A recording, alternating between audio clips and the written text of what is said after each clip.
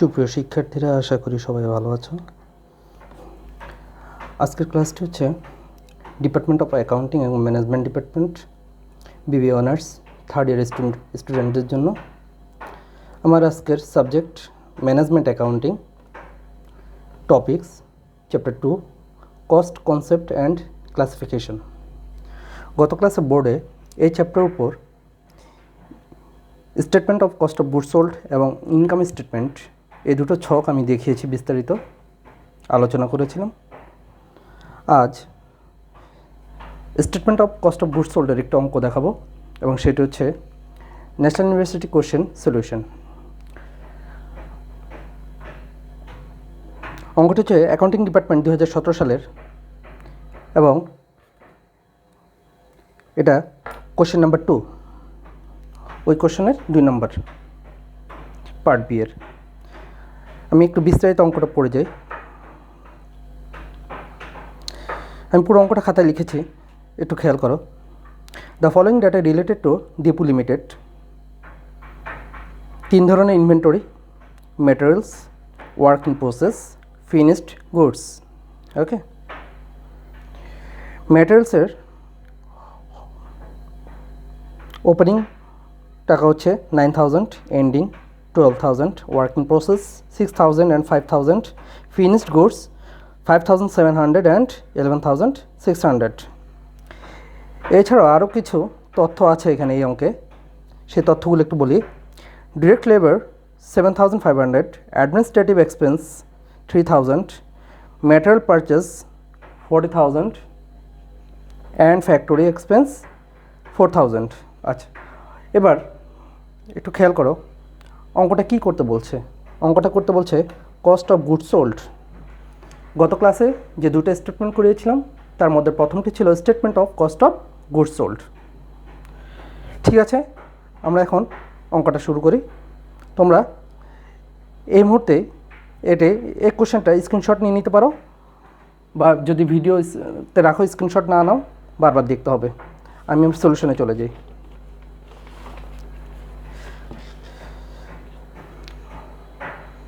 অঙ্ক শুরু করার আগে ছকটি আমি আগেই করে রেখেছিলাম দীপু লিমিটেডের, এবং এটা হচ্ছে কস্ট শিট। যেহেতু কোনো তারিখ দেওয়া ছিল না তাই লিখলাম ফর দ্য পিরিয়ড ... আর টাকার ঘর দুটো, টাকা এদিকে থাকবে পার্টিকুলার্স। ঠিক আছে, আমি অঙ্ক শুরু করি।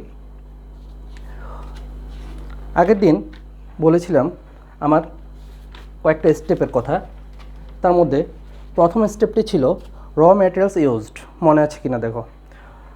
আবার এটা বলেছিলাম র ম্যাটেরিয়ালস ইউজড যদি সরাসরি কোশ্চেনে দেওয়া থাকে তাহলে আমরা সেই স্টেপটা দিয়ে অঙ্ক স্টার্ট করব, আর যদি কোশ্চেনে দেওয়া না থাকে তাহলে বিগিনিং র ম্যাটেরিয়ালস থেকে অঙ্কটা শুরু করব। দেখো আমি আবার কোশ্চেনটা দেখাচ্ছি। এখানে বিগিনিং র ম্যাটেরিয়ালস হচ্ছে 9,000 এবং এন্ডিং র ম্যাটেরিয়ালস হচ্ছে 12,000। তার মানে র ম্যাটেরিয়ালস ইউজড বের করে নিতে হবে। তাহলে র ম্যাটেরিয়ালস ইউজটা আমরা কীভাবে বের করব? বিগিনিং র ম্যাটেরিয়ালস প্লাস র ম্যাটেরিয়ালস পারচেসড মাইনাস এন্ডিং র ম্যাটেরিয়ালস। এই তিনটা তথ্য এই অঙ্কে আছে কিনা একটু দেখো। বিগিনিং র ম্যাটেরিয়ালস 9,000, এন্ডিং র ম্যাটেরিয়ালস 12,000 এবং র ম্যাটেরিয়ালস যে পারচেসড সেটা হচ্ছে এই যে ম্যাটেরিয়াল পারচেসড 40,000। তাহলে এই তিনটে যোগ বিয়োগ দিলেই চলে আসবে র ম্যাটেরিয়ালস ইউজড। ওকে, আমি অঙ্কটা শুরু করছি।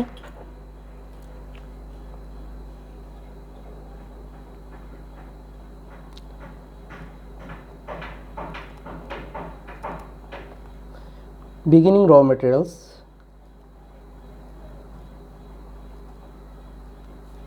কোশ্চেনে ছিল প্রারম্ভিক কাঁচামাল বা বিগিনিং র materials 9,000, add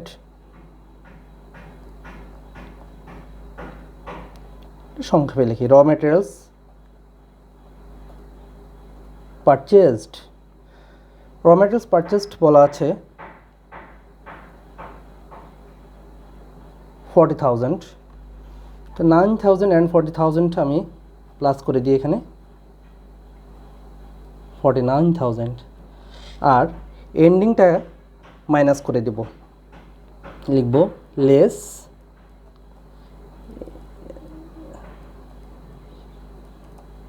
ending raw materials. দেখো কোশ্চেনে এই যে এন্ডিং র মেটেরিয়ালস 12,000, তার মানে এই 49,000 থেকে 12,000 মাইনাস করে দিচ্ছি। মাইনাস করলে আমি পাচ্ছি 37,000। এটাই হচ্ছে র মেটেরিয়ালস ইউজড। আবার বলি, অনেক অঙ্কে র মেটেরিয়ালস ইউজড এটা দেওয়া থাকতে পারে, তাহলে এগুলোর করতে হবে না। ওকে, এটার নাম আমি দিয়ে দিচ্ছি র মেটেরিয়ালস। আমি একটু সংক্ষেপে লিখছি, তোমরা অবশ্যই পুরোটা লিখবে। র মেটেরিয়ালস ইউজড, এটা হচ্ছে আমার কস্ট শিট বা statement of cost of goods সোল্ডের প্রথম ধাপ। এখন র মেটেরিয়ালস ইউজডের সাথে কি যোগ করলে সেকেন্ড স্টেপটা আমি পাবো। সেকেন্ড স্টেপ হচ্ছে প্রাইম কস্ট। র মেটেরিয়ালস ইউজডের সাথে ডিরেক্ট এক্সপেন্সগুলো যোগ করলেই প্রাইম কস্ট পাওয়া যায়। কোশ্চেনে খেয়াল করো, এখানে ডিরেক্ট এক্সপেন্স কয়টি আছে? ডিরেক্ট লেবার একটাই ডিরেক্ট এক্সপেন্স অঙ্কে, তার মানে raw materials used add direct labour.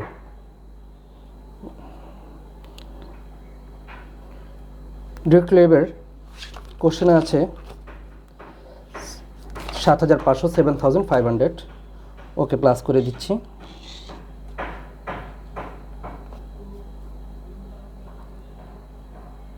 $7,500 যোগ করলে আসছে 44,500। তার মানে আমি সেকেন্ড স্টেপটা পেয়ে গেলাম। আমার এই সেকেন্ড স্টেপটার নাম হচ্ছে প্রাইম কস্ট। ওকে, খেয়াল করে দেখো, গত ক্লাসে দেখিয়েছিলাম ফার্স্ট স্টেপ র materials used, second step prime cost, third স্টেপটা হচ্ছে টোটাল ম্যানুফ্যাকচারিং কস্ট। তাহলে টোটাল ম্যানুফ্যাকচারিং কস্ট আসে ফ্যাক্টরি ওভারহেডগুলো যোগ দেওয়ার পর। এই অঙ্কে ফ্যাক্টরি ওভারহেড বা ইনডিরেক্ট এক্সপেন্স কি আছে? Factory expense 4,000। তাহলে এখন আবার দেখি, প্রাইম কস্টের সাথে add factory expense. Factory expense ছিল 4,000, যোগ করলে আসতেছে 48,500। এটা যোগ দেওয়ার পর আমি পেয়ে গেলাম আমার থার্ড স্টেপ। আর থার্ড স্টেপটার নাম দিব total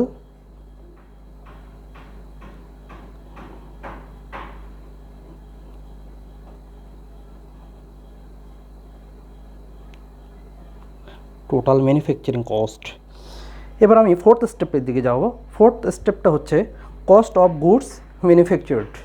cost of goods manufactured আসে বিগিনিং ওয়ার্ক ইন প্রসেস যোগ দিয়ে এবং এন্ডিং ওয়ার্ক ইন প্রসেসটা মাইনাস দিলে আসবে কস্ট অফ গুডস ম্যানুফ্যাকচার্ড। অঙ্কে দেখো, বিগিনিং ওয়ার্ক ইন প্রসেস হচ্ছে 6,000 এবং এন্ডিং ওয়ার্ক ইন প্রসেস হচ্ছে 5,000। তাহলে সেটাই করি, অ্যাড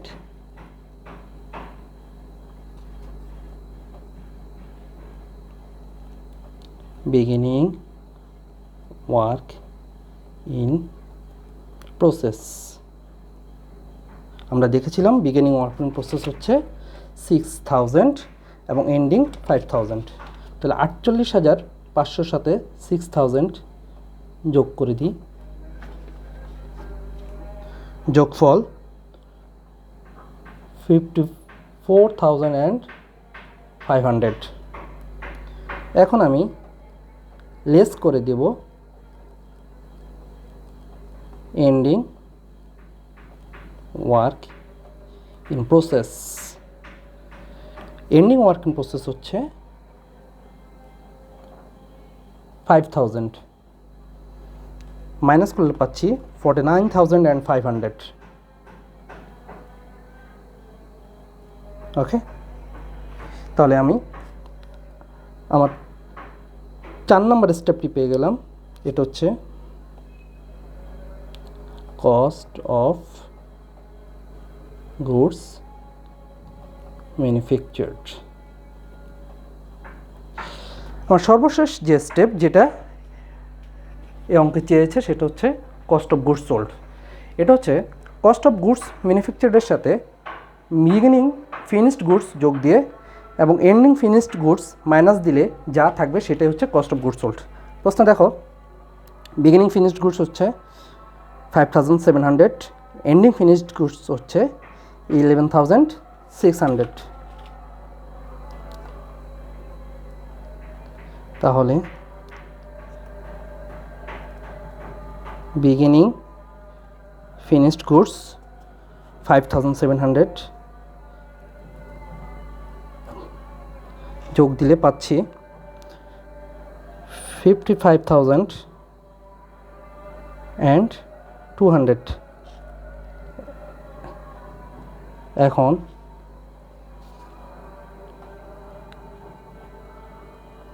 এন্ডিং ফিনিশড গুডস 11,600, এটা মাইনাস করলে আমার সর্বশেষ স্টেপটা চলে আসবে 43,600। এটাই অ্যান্সার এবং আমি এটার নাম লিখব কস্ট অফ গুডস সোল্ড।